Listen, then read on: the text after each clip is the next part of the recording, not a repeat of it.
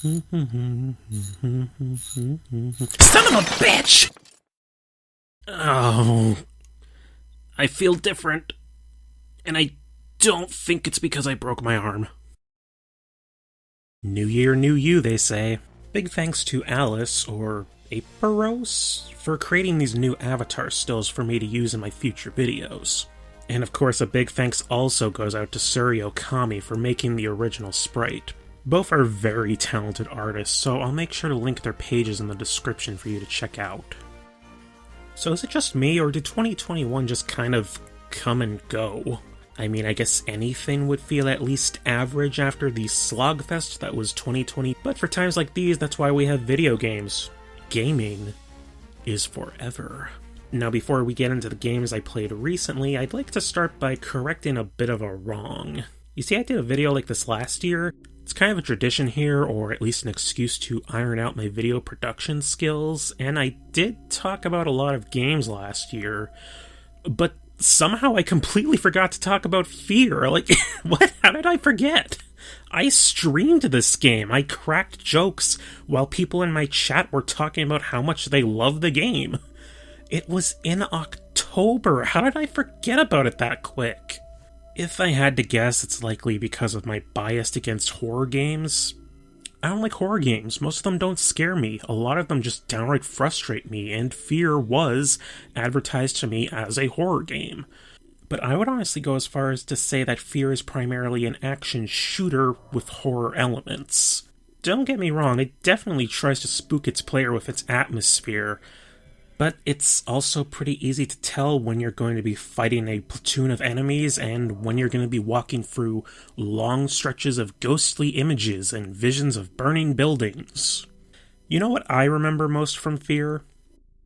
Well, other than the clear Samara inspiration from the main ghosty, pinning super soldiers to the walls with military-grade nail guns, melting enemies down to their skeletons with a laser rifle, and all the kick-ass action set pieces you end up creating with your Matrix-esque reflexes.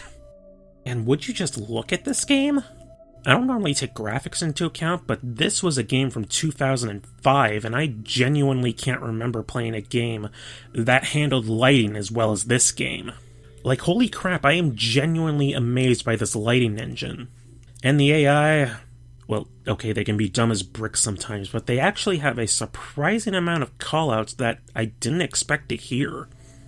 Like, instead of just shouting something generic like, oh, he's behind cover, they'll actually say something appropriate to the situation, like, he's behind that door, or he's hiding by the truck.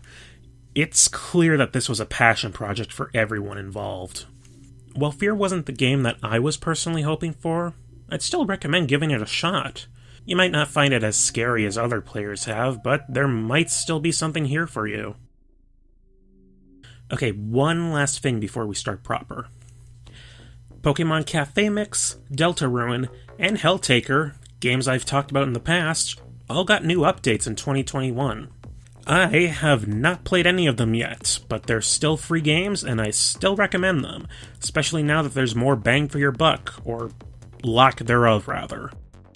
It sucks that I seem to say this every year, but it especially applies today.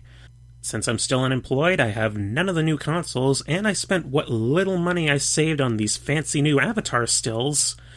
2021 can be best summed up for me as...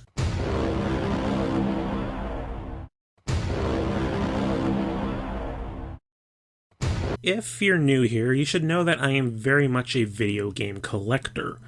Just about any money I can spend that isn't going towards essentials or charity is going straight to physical copies of any game that catches my eye. And as a result of my ever-growing backlog, it leads to me playing catch-up a lot.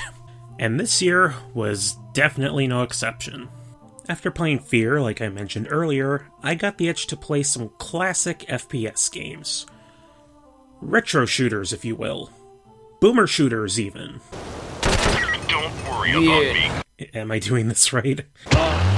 When it comes to retro FPSs, I'm almost always recommended the Holy Trinity, as it were. Those being Quake, Duke Nukem 3D, and the granddaddy of them all, Doom. But I'm not talking about either of those ones, I'm talking about something darker. Something you could argue even gorier. I live again. Blood is a game I had never heard of until 2021, and some of you might even know how it came to my attention. But hey, I got it for pretty cheap, and oh, look at that. It was also developed by Monolith. No, not those guys. There we go. Just for reference, though, I'm talking about Blood Fresh Supply, a remake of the original game that was made to support modern graphics frameworks and defaults the control scheme to what you'd expect from a modern FPS. I'm not so sure if there are any major changes in this compared to the original, but it does seem to be the best way for newcomers to experience the game. Also for reference, my very first playthrough was on the Well Done difficulty. Don't do that! I had fun, but I got my ass handed to me 7 ways from Sunday. In fact, let's talk about the difficulty first. I'd go as far as to say that Blood has no difficulty curves, because it's a nice and steady difficulty chainsaw. The deadliest enemies in this game are encountered as early as the first level. That's how much this game wants you dead. It doesn't matter whether they ambush you or not, those gun-toting cultists will kill you. And when I had to clear a whole boat full of these guys with barely any ammo, it got a little draining. So if you're new to Blood, do yourself a favor and play on a lower difficulty. The others will still be there if you decide you want a greater challenge. Now, Blood does have a plot, but this is also a game from a time where stories in video games were considered unimportant, especially in Western-developed FPSs. Which means I can sum it up in about the length of a high schooler's resume. Your character is a gunslinger named Caleb. He and his buddies are the highest members of a cult known as the Cabal. The god of said cult executes Caleb and his friends, and now you as Caleb rise from the dead to enact revenge. Reject false icons, I think that's appropriate here. What is your bidding, master? Ew, this looks bad. I'm not a fan of this game's cutscenes. It's early 3D animation, and it is blocky as hell. Call me spoiled if you'd like, but I'd like to point out that Toy Story came out 2 years earlier. Once you enter the game, you start with a dinky little pitchfork, but you'll eventually add a ton of exciting weapons to your arsenal. Dynamite is this cowboy's best friend. Tricky to master, but it is damn effective. Ah yes, the napalm launcher. Sticks to zombies like glue. Why is an old western cowboy running around with a Tesla cannon? Why the hell not? The old aerosol cannon lighter combo never gets old. Dual-wielding Tommy guns?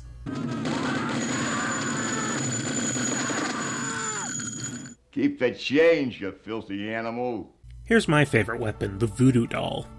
You basically just jab the doll until the enemy drops, but if you misfire, the dumbass stabs himself in the thumb.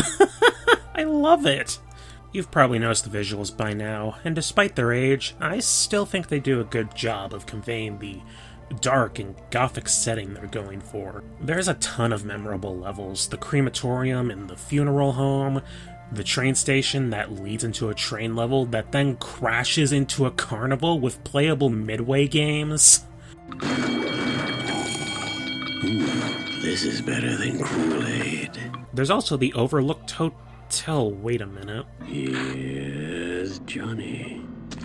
Yeah, just like Duke Nukem before, Blood wears its references on its sleeve. But the game still has a lot of charm beyond that, and a lot of that is helped by Caleb's performance. Wow, this promises to be fun. Caleb was voiced by Stephen White, who I think has a pretty decent resume behind him, including showering with Spielberg? I'm sorry, what?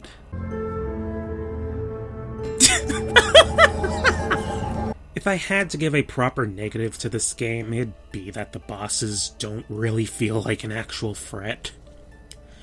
Chiel, the spider boss? I could easily juggle her with explosives. Cerberus I was able to rip right through with the right weapons, and poor Chiog.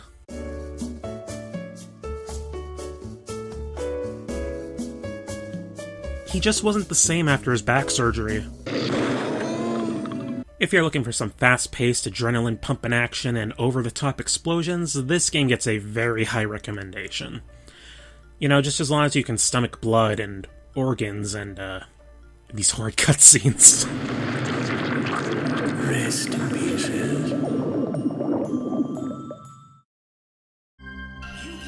Duel Links. I'm kinda cheating with this one because 2021 wasn't actually my first time playing this game. I actually played Duel Links when it originally came out almost 5 years ago, but I don't think I even made it past the tutorial. I just remember playing a few matches before I went, the hell is this? 4,000 life points, only 3 spaces per row? Hashtag not my Yu-Gi-Oh! Yeah, I'm an old school Yu-Gi-Oh! Fan if you couldn't tell, but I got back into the physical card game recently, so it only seemed appropriate to give Duel Links a proper chance. On Steam, because my phone can't handle the 3,000 megabytes needed to keep the game up to date. Duel Links uses what's known as the speed duel format, which was apparently made to make duels faster. I thought that's what pendulum monsters were made for in the main game, but what the hell do I know? The speed duel format mainly follows the rules of the main game, but with a few tweaks to make the whole experience feel, well, faster. The normal 8,000 life points have been cut in half. Your main deck is now a minimum of 20 cards, max 30. The field has been shrunk down to free monster spaces and free spell or trap zones. And the restriction that threw me off the most when I first played it, no main phase 2, so I hope you set up everything you needed before you entered your battle phase, because that's the end of your turn after that. If my audio sounds different for a minute, it's because I had to come back for another recording session just to talk about the skills. Because as minor as this explanation may sound, skills are a pretty big deal in Duel Links, as they can range from increasing monster stats to balancing out your starting hand, and even some of the more broken things, like playing the forever banned Pot of Greed spell, or just flat out top decking. Other than that, it's standard Yu-Gi-Oh! Fare. The only real benefit to this versus the card game is that it's mostly automatic, so you don't have to worry too much about prematurely activating an effect because you misread the text. That and the fan service. There's a lot of fan service. My furry friend may appear weak, but you should never judge a book by its cover. I summon Karibo! Your fortune today is super mega lame. The hopes of the world coalesce into a single star. Let's rev it up! Synchro summon! You're a third-rate duelist with a fourth-rate deck. From the characters to the events to the flashy summoning animations for all your favorite boss monsters, old and new. Here's a close-up of the Ojama King's crotch. Have fun sleeping tonight. I don't normally recommend anyone start playing Yu-Gi-Oh! What with how complicated it's gotten over the past few years, making it very overwhelming to newcomers. But if for some insane reason you really want to get into the game, I think Duel Links might actually be the best starting point. You just have to remember that it's a modern mobile game, and because it's a modern mobile game, made by Konami no less, it has all the mobile game trappings. Some form of a stamina mechanic, microtransactions, back-to-back-to-back limited events because, oh man, I just gotta get those rare cards, Yuga! Just be careful with this one because it might actually prove that you're not as good with time management as you originally thought. And for God's sakes, keep your damn wallet tight. And Konami, you just keep the pendulum monsters out of the game and I will be eternally grateful. Well, fuck Star Wars Jedi Knight Jedi Academy. Okay, so I'm also doing a bit of cheatsy doodles on this one because the first time I played this one was back in February of 2019. I even streamed it back when I was still able to do that.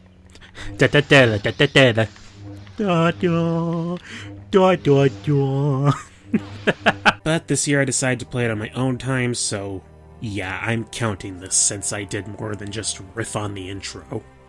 And for those that don't know, Star Wars is a property owned by the Walt Disney Company, which means we will not be playing any music from this game because I am not going toe-to-toe with the mouse. So Jedi Academy has you take control of a new Jedi student, Jaden Core, who, despite being a canon character... Wait, no, I mean... They were canon, but then Disney said they weren't anymore. Oh my god. Despite being a previously canon character, Jaden is fully customizable. I say fully, it's still pretty limited, but yeah, you can make Jaden male or female. They don't even need to be human, you can make them this badass horned lady or that one reptile species that Greedo's based on. Back to the plot though, the game takes place 10 years after the events of Return of the Jedi, where Luke Skywalker is working to train students and make a new Jedi Order. But then, a Sith cult rolls in with a method to drain Force energy, which they plan to use to resurrect the ancient Sith Lord, Marka Ragnos, and rule the galaxy. And, that's pretty much it. It's as simple a plot as you can get from a Star Wars story. Sure, there's a few twists and turns along the way, but it doesn't really feel like anything that hasn't been done in Star Wars in the past. Speaking of plot, let's talk about the most important part of a story in my eyes, the characters. Jaden is the self-insert character, so it's only natural that they feel so bland. Luke, now being a Jedi Master, is kinda just this all-knowing mentor figure that just watches from the sidelines. Kyle Katarn is the basic well-meaning mentor who hates formalities, and then there's Rosh. Rosh is a character that I had already heard of before playing this game, with many people over the years expressing pure hatred for this unlikable, cocky D-bag. And, yeah, he is unlikable. But it's not because he's a dick. In my honest opinion, Rosh is a nothing character. They try to present him as your character's friend, but they never give them any screen time to get to know each other. He's just your friend in one scene, then he's a dickbag in another, and now he's joined the dark side.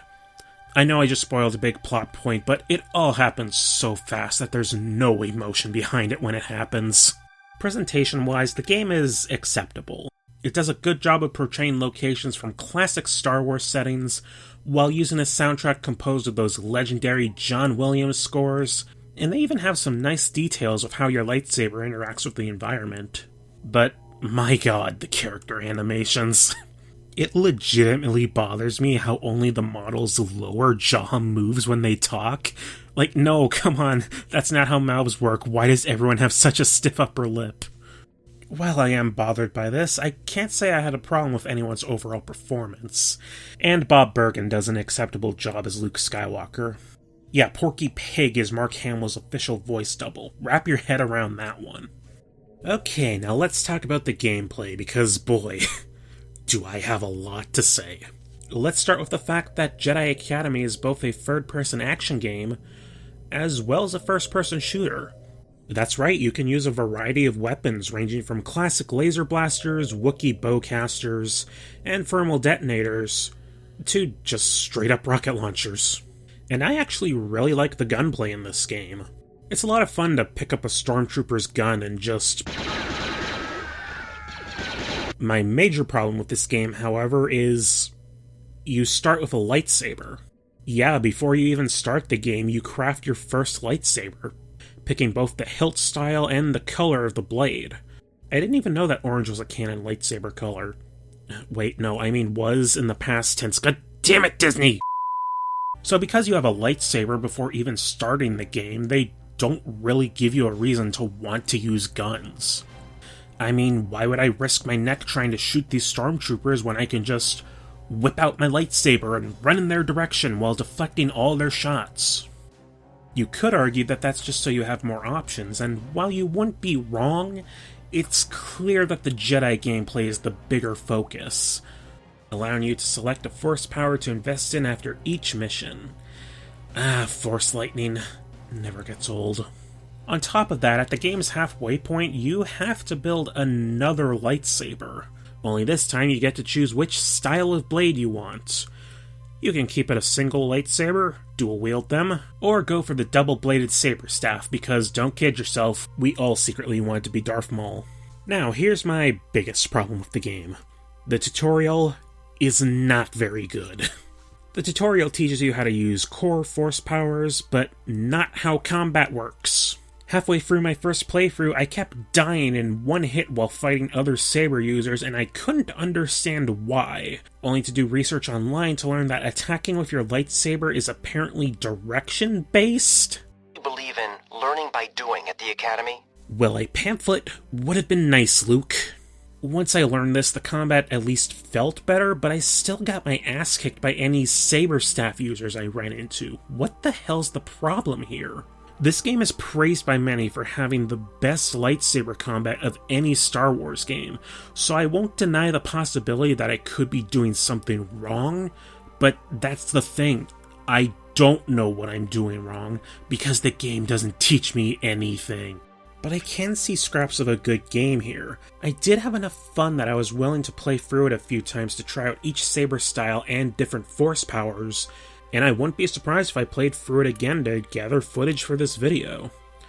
I just wish it had a better tutorial and a more engaging story, but as it stands, I can only recommend this to the most die-hard fans of Star Wars and its expanded universe. No, I mean Disney! Next up, I want to give a bit of an honorable mention to Fate Xtella the Umbral Star. Why am I calling this an honorable mention when this isn't one of my traditional list videos? Well, I don't really know how to talk about it because Fate Xtella is what's known as a Muso game. I don't know where the term Muso originates from, but Muso games are basically the ultimate power fantasy. You pick a favorite character and effortlessly mow down full armies of enemies in some of the most repetitive gameplay you will ever play. And that's not necessarily a jab at the Muso playstyle, it's just that it makes games like these hard to sell. Do you like Dynasty Warriors? Hyrule Warriors? Well, this is Dynasty Warriors, but with Fate characters. Yes sir, a bunch of fan favorites are here. We've got Joan d'Arc, Fox Waifu, Sexy Medusa, the archer who fights with swords, Lady King Arthur, and definitely not a recolor. Even everyone's favorite asshole Gilgamesh is here to wreck your day, please help. With how many characters there are, you're bound to find at least one favorite, though only the free main girls get any sort of fan service. They really want me to like Nero, huh? Another reason I'm calling this an honorable mention is because I kind of blanked on the story. To be honest, I'm only a very, very casual Fates fan. I enjoy the concept of historical legends coming together to wage war, but anytime they try to tell a story with these characters, I'm just like, what the hell is this? I wouldn't recommend that though, because not only does understanding this plot rely on knowledge of Fate Extra, but also this game's way of breaking up the monotony of Muso play is all these lengthy visual novel sections. Yeah, okay, I'm sure this is great and all, but I'd rather just be burning the opposition with Karna. Can I recommend this game? I don't know, but that's mainly because I'm already having a really hard time talking about it. If you're interested in this game, it's likely because you're already either a Muso fan or a Fate fan. But I will tell you one thing, there's a sequel. Honestly, I only bought this game because I found a cheap copy, and having a save file gives you bonus costumes in the sequel. Can you blame me? That's a kick-ass dress. At the tail end of the year, I reconnected with another series from my childhood, Kingdom Hearts. Okay, call this one a stretch if you'd like, I'm counting it because this was my first time playing the final mix version. Kingdom Hearts really is a fever dream when you try to explain it to anybody without context. Oh yeah, it's a game where you play a young boy fighting the forces of darkness. Alright, basic stuff. And it mixes hack-and-slash action with RPG gameplay. Weird, but okay. You also travel to different Disney worlds with Donald and Goofy. Oh, so it's a Disney game?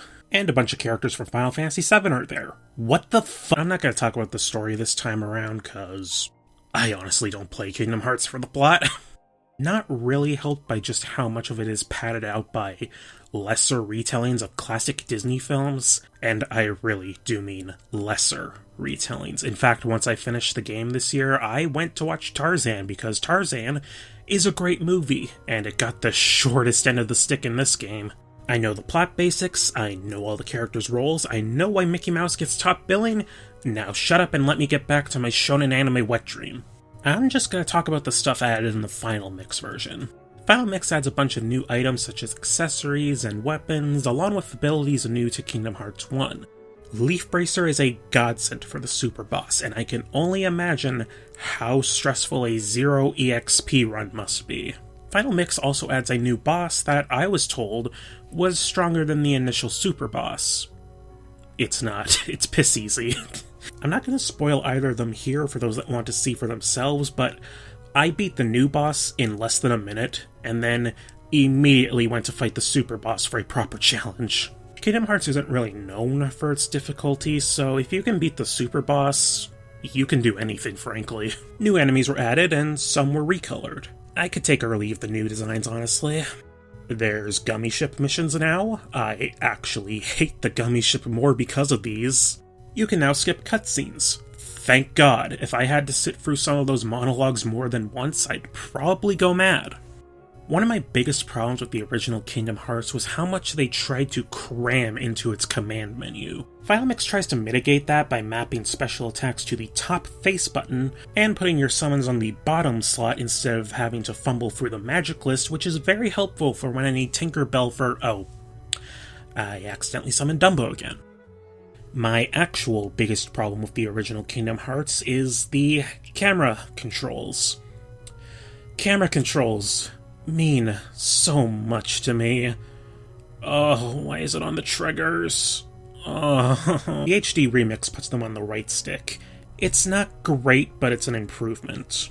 It was really fun to go back to this game with the remix improvements, however, I'm not so sure I'd go back to this one afterwards. Don't get me wrong, Kingdom Hearts is fun and all, but I have a lot more nostalgia for Kingdom Hearts 2. I'm excited to see how the HD remix treated it. Maybe I won't feel like strangling ducks as much. Oh god, it's time to talk about this game, isn't it? I'm sure some of you might think me insane for getting this game considering the utterly disastrous launch of Cyberpunk 2077.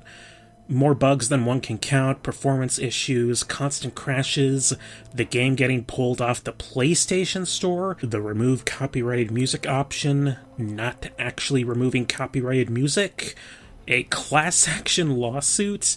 To call it a mess would be an understatement, and to hear about it all did kill the initial hype I had for the game. So, with me still unsure of if I should add it to my collection, I simply went with my old philosophy. When in doubt, add it to your Christmas list. Can't say I wasted my money if I wasn't the one who bought it. Just for reference, my experience with Cyberpunk 2077 has been on the Xbox One with the 1.3 patch, and I ran into about as many bugs as a modern Bethesda game, so yeah, take that as you will. Cyberpunk 2077 is a first-person action role-playing game where you take the role of a mercenary, simply known as V. V is pretty much fully customizable. You can choose from their voice to their physical appearance, as well as their stat distribution and even their physical background, which is cool and all, but I have to admit I don't fully understand why you can pick V's genitalia, or lack thereof even. I mean, I do get it, roleplay and all, but you never see what's below V's belt outside of the customization screens, so what's the point? And while we're on the topic of customization, it's stated in-game just how important fashion is, but every clothing item has its own set of stats. Why can't we have a separate appearance slot like in Xenoblade? My V does not belong in a dress, but it's got the better stats, so that's what we're wearing.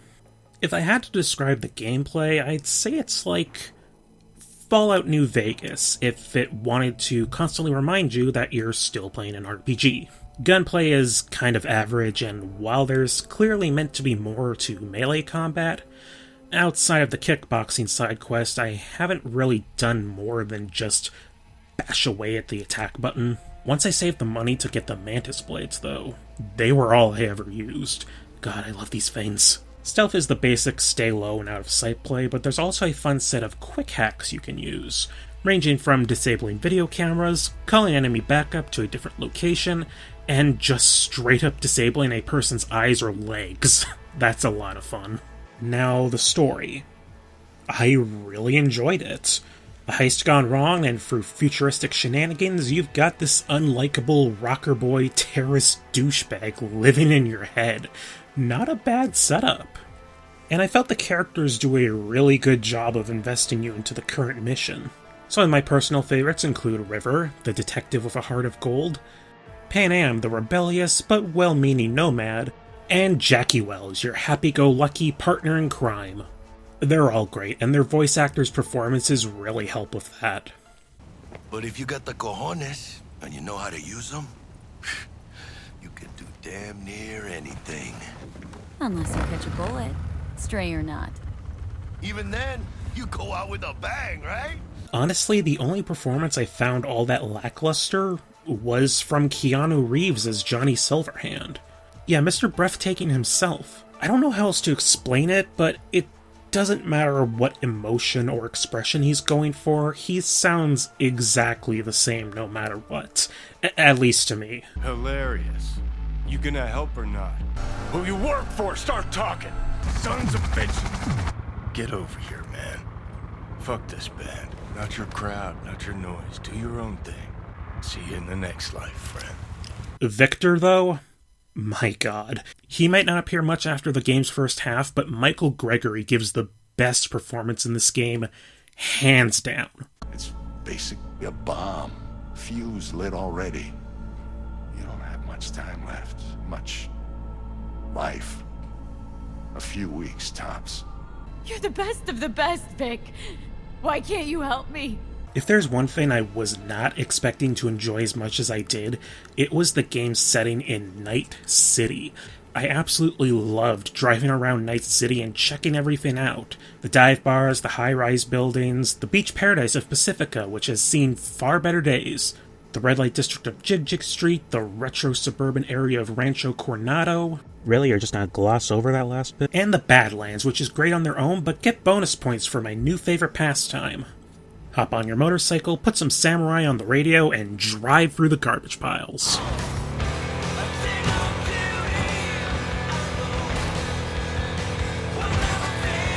But of course, what open world game would be complete without a variety of side quests to keep you busy? From street races to dropping cyber psychos, adopting cats, helping out your favorite characters, and even meditating with a Buddhist monk.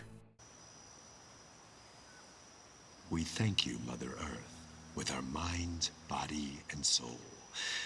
There is no life without you or the other elements.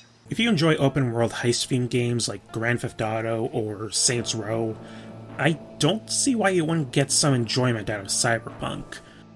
I honestly think the game just had a bad launch week, kind of like how Fallout 76 had a bad launch. I have to go back to that game now that I've said that, don't I?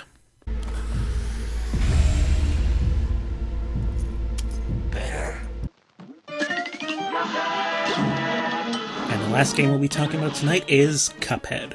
Where the hell do I even start with this? Cuphead is like the indie darling of the past decade, and here I am, late to the party. If you haven't heard of it, you've probably been living under a rock, and if you have heard of it, you were likely drawn to it by its old-timey art style, made to emulate the late golden era of American animation. That was me. And just like those old cartoons, you aren't exactly playing the hero. Old school Looney Tunes immediately comes to mind. Even if there was an antagonist to deal with, Bugs Bunny was just kind of a dick to everyone around him. While the plot of Cuphead has our titular protagonist, Cuphead and his brother Mugman, bet it all at the Devil's Casino, and because said casino is owned by the literal devil, that includes their souls. The boys only get out after begging for their lives in order to strike a deal. Get the contracts of the runaway debtors, and the brothers may keep their souls. Massive emphasis on may. Don't deal with the devil, kids, it's right there on the subtitle. And that's where the adventure begins. If you've heard anything about this game aside from the graphics, you've likely heard about its difficulty. Some people say it even inspired Dark Souls. I still remember when I bought this game about 4 years ago. The game's almost 5 years old, by the way. But all I did was mention Cuphead, and this dude was just like, oh my god, Cuphead isn't even that hard. I beat it in just 2 hours.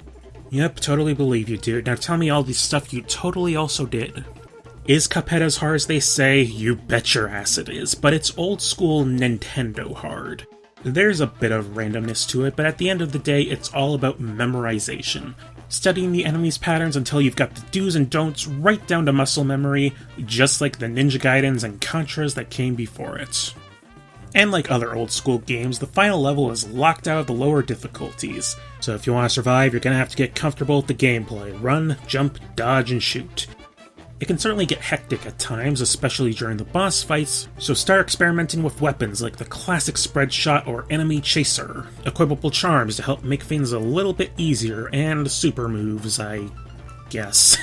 Not gonna lie, I wasn't a fan of the super moves. They either left me wide open for another attack after it finished, or just didn't last long enough for it to feel like it was worth anything. But the technique you are absolutely going to want to practice is the parry mechanic. Simply put, you can jump off any pink-colored object to get more height, fill your super meter, and in some cases completely negate an attack. The parry is your lifesaver, quite literally in co-op.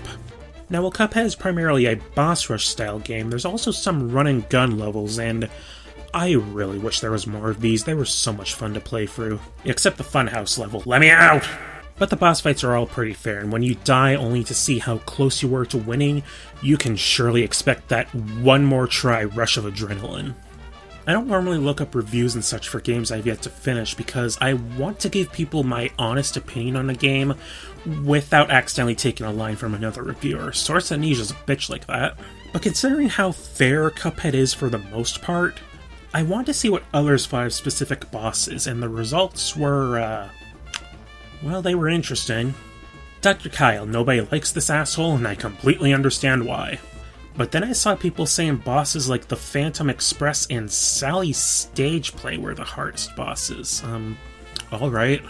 I saw some people say that the Queen Bee was the hardest, others said she was the easiest, and Grim Goddamn Matchstick. No other boss in the game made me as mad as this one did, and I could only find 2 other people who shared my grievances with this fight, which just makes me wonder, what the hell am I doing wrong? Now, if you're wondering why so many people give praise to Cuphead's art style, I'm gonna assume you don't quite understand how animation works, so let me try and simplify it as best as I can. Go grab a pencil and blank sketchbook and draw your character on one end of the book. Now draw that character again on each page, making slight adjustments with each drawing until you can flip through the book to show some fluid movement in that character. That is essentially what the art team did with Cuphead. Nowadays we have computer animation to help make the process easier. I mean, how do you think the VTuber boom happened? But in Cuphead, everything was built by hand. From the character animations to the background models to the goddamn book from the opening. It was surely a tedious as hell process, but it was worth it. Cuphead is clearly a passion project through and through. The traditional animation style, the funky swing music to get you in the mood. The creators quit their jobs and remortgaged their goddamn homes to make this game happen. That is an incredible amount of dedication to get your creation out there, and I can't help but respect them for that. Massive props to Chad, Jared, and the rest of the team at Studio MDHR that were able to make this possible. Cuphead was the highlight of the year for me, though that's not entirely because it's an incredibly fun game. Sadly, back in October, I suddenly lost my grandfather, who passed away in his sleep at 93. He lived a long life, and one of my earliest memories with him was when we watched Disney's Snow White together. Looking back, I think my mind was subconsciously drawn to Cuphead as I started thinking of the old days. I'm sorry if that felt awkwardly placed, but I felt it was important to bring up considering how I ended up experiencing Cuphead. And, actually now it's even more awkward because I don't know how to end this. Actually, I think I posted a list on Twitter of the games that I was planning on finishing in 2021, so I'm curious to see how well I did with that. I can't even keep my own promises, huh? Well, that's all for today, so as always, take it easy, stay positive, have a safe New Year.